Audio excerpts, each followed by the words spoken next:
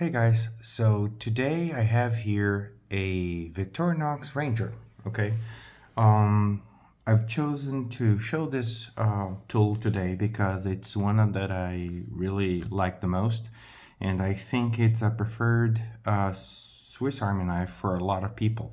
So this Ranger usually comes in a red scale, but I customized it with these custom titanium scales, which I think they looked really nice on them. And the fact that they have measuring scales in here, it just makes it a little bit more useful for my day-to-day workflow. Um, well, YouTube is just a side job for me or a side hobby for me. My main work is with air conditioning, and sometimes I need to measure stuff on a gap for AC unit or something that's a flaring nut or whatever, tubes. And this helps me a lot because now I have something to measure with. So this is usually it's in my workflow. I really use this tool a lot. So, well, so the tools are pretty much the same as like a regular scale. So I have here the toothpick, as you can see, a little toothpick. On the other side, we're gonna have our tweezers, as you can see in here. On these sides of the scales, let me put this back. So on these side, we have the metric system or centimeters. On the other side, we're gonna have inches or imperial measures, right? So moving to the corkscrew, I added a little paper clip because this is very useful. This is really like the one that I use on a day-to-day basis, so I always keep a paper clip on. I have the small flathead mini screwdriver over here. As you can see, this won't have a hole here for the pin, so I'll show you in a bit where the pin is at. Let me put this in here. I'll put it back later. So let me get this out of the way. So here we're gonna have the chisel. As you can see, let me take this out of the way. So the chisel is a very useful tool. I used it one time because I had to fix the knob on my house door, and to put it back on kind of an electronic one instead of a one with keys. So this came very handy because the size of the shape of the door, it wouldn't fit. So I used the chisel to carve it out some of the wood and make it fit properly. So really useful. This one, it's a small flathead screwdriver as well, slim profile. So here we have the parcel hook, as you can see, and maybe you can see, maybe you can't. Let me see here if I can show it to you. Maybe not. Oops, where is it? Oh, right over here. And I decided to place the needle inside the parcel hook, as you can see.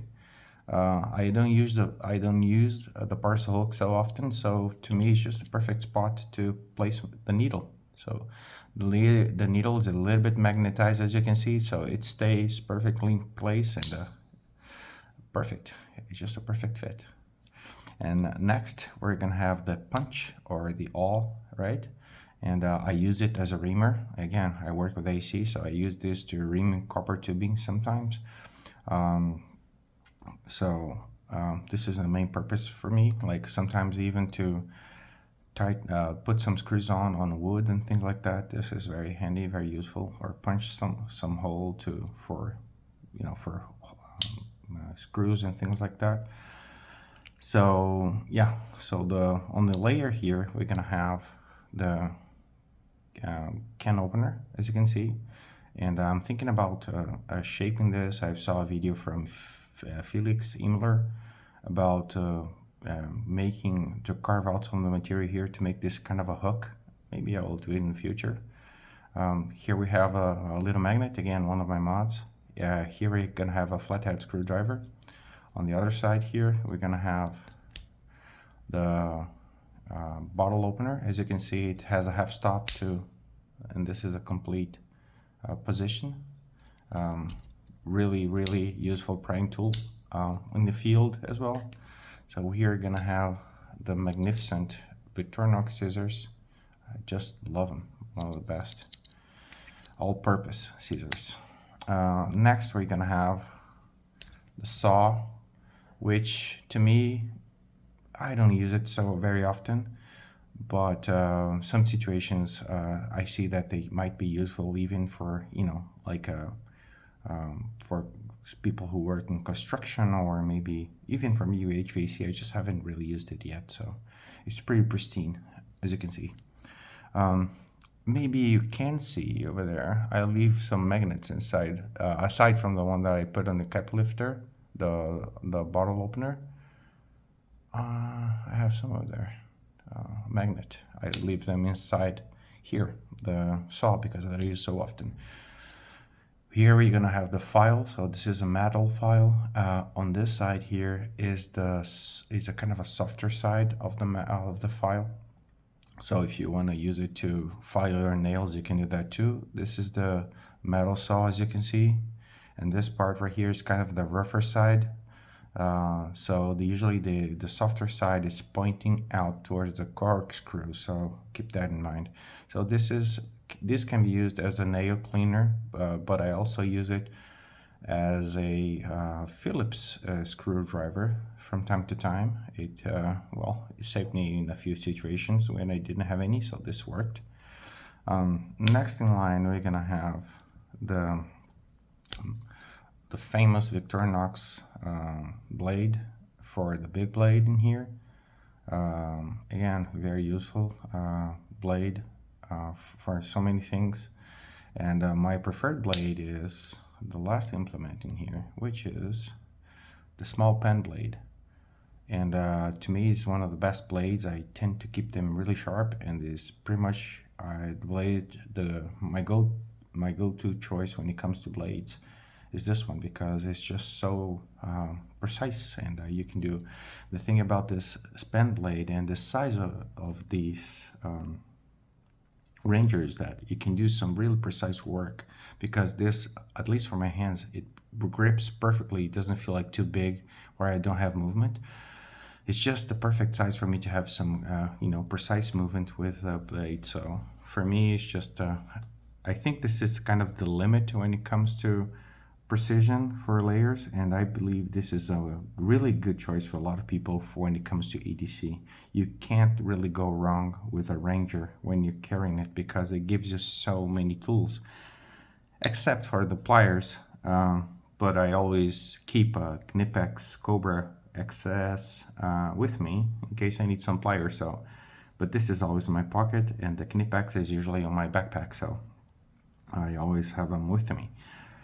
So yeah, the Ranger, hell of a tool, and this almost looks like a tank, like a working tank, and it's meant to feel and look that way. This is the reason why I liked so much these scales, and alongside with it, I bought it a small pocket clip that this will sit like so in my hanging on my pocket. So whenever I need it, just pull this little lanyard over here, and it's always there for me. Quite compact, doesn't take a lot of space in my pocket.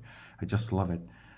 And yeah, the Victorinox Ranger, to me, again, one of the best Victorinox someone can buy for EDC. I know some people will say, well, I think this is too much, but to me, I think this is just the perfect amount. And one last thing I like to say about the Victorinox, this model specifically, is that this is the only model that will give you such a huge amount of tools per layer, right? Because here in the back you have this, every single layer has a purpose. In spite of every other Victorinox tools, let's say this Mountaineer over here. So Mountaineer could be a perfect EDC for me, except for the fact that here we miss one layer, which is unused, which is interestingly enough, is the layer of the file. So the layer of the file on the Mountaineer has nothing on the back spring, but the same layer for the Ranger, as you can see, it has one of the interesting tools, which is a chisel. And oddly enough, you would think that a chisel, which is a tool to work mainly with wood, carving out wood, should be on a saw, right? Saw, behind a saw. But for some reason, Victorinox decided to use a small flathead screwdriver behind the saw. So I don't know, I don't understand it. I just accept it. It doesn't make any sense to me. Anyways, yeah, so Ranger, and I think it's a hell of a tool, and you should probably have it in your arsenal if you were really enthusiast, or if you getting started, or thinking about buying a great EDC Swiss Army knife. Alright guys, thank you very much, and hope you liked the video. Don't forget to like and subscribe, and I'll see you in the next one. Thank you. Bye.